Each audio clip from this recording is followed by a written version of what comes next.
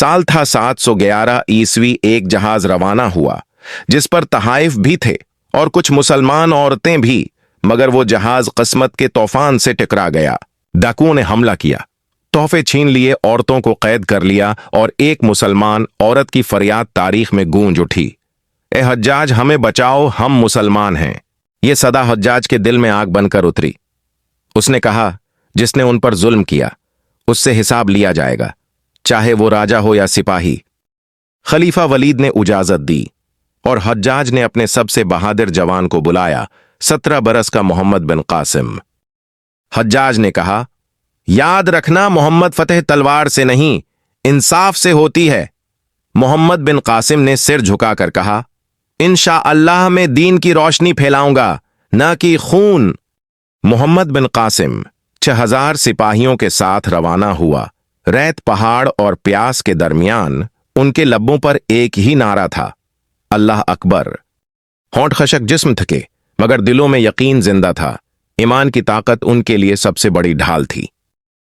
दिन जंग के लिए, रात इबादत के लिए। ये वो लश्कर था जो तलवार के साथ साथ ईमान का लश्कर भी था। दिनों के सफर के बाद आखिरकार वो सनद की सरजमीन पर पहुंच गए। उनके सामने दीबल का मजबूत किला खड़ा था और किस्मत का दरवाजा खुलने को था। मोहम्मद ने आसमान की तरफ देखा और कहा, ए रब, ये जमीन तेरे नाम से आजाद होगी। फिर उसने हुक्म दिया, मुहासरा शुरू करो। जमीन कांप उठी, मगर सिपाह ऐमान के कदम नहीं डगमगाए। एक तरफ आग, दूसरी तरफ अल्लाह अकबर की सदा। दीबल की दीवारें लरजने लगें, पत्थर गरा फसील टूटी और दीबल की सरजमीन पर पहली बार अजान की आवाज गूंजी। मोहम्मद बिन कासिम ने सजदा किया, ए अल्लाह, ये तेरी फतह है, मेरी नहीं। फतह के बाद मोहम्मद बिन कासिम ने ऐलान किया, किसी औरत पर हाथ ना उठाना, किसी बच्चे को कैद ना करना। यह फतह तलवार की नहीं, अदल की है।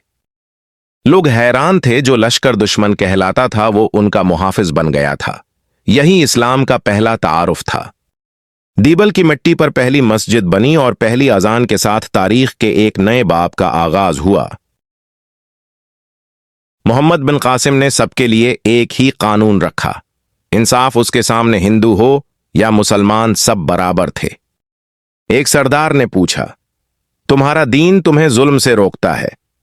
मोहम्मद बिन कासिम ने मुस्कुराकर कहा, हां, हमारा दीन हमें खुद पर काबू रखने का हुक्म देता है, दूसरों पर नहीं।